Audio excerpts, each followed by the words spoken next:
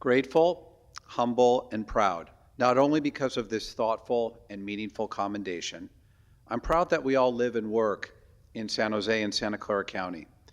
The officials responsible for the public safety of our county, including Councilmember Candelas, Mayor Mahan, all the members of the City Council, and of course the police officers and prosecutors behind me, we never look at one robbery of one small jewelry store as just another day in the big city.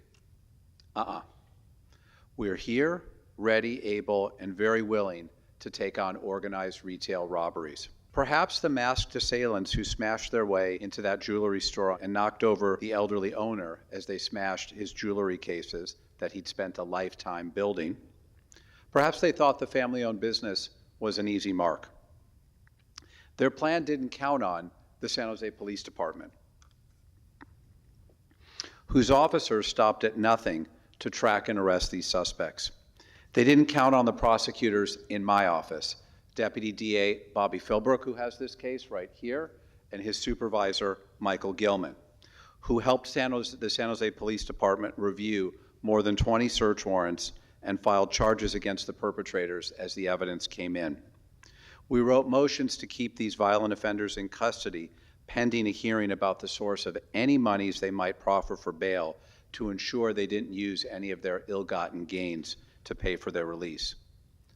Once they were in court, we appeared on almost a dozen bail motions to keep them in custody. It was a relentless effort.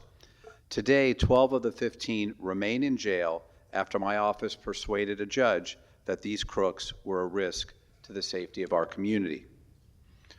Once most of the perpetrators were identified, including the robber who knocked over the 85-year-old owner of the store, Mr. Zhao Bui, everybody remembers that video and remembers this old man being knocked to the ground.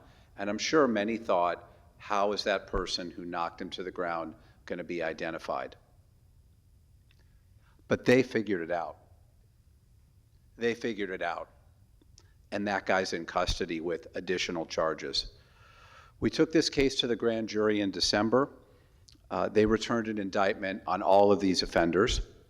These multiple cases are now consolidated into one large case with the trial date set for February 2nd. We continue to advocate for them to remain in custody and for state prison sentences if they choose to plead guilty, accept responsibility, and make restitution to the victim and his family. We're also preparing for trial if they choose that route. More than happy to. So I'm proud today.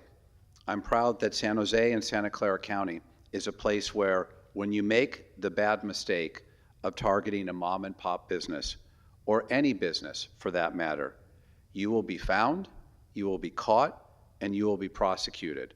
That robbery gang should have kept driving and gone somewhere else. Now they're going to prison.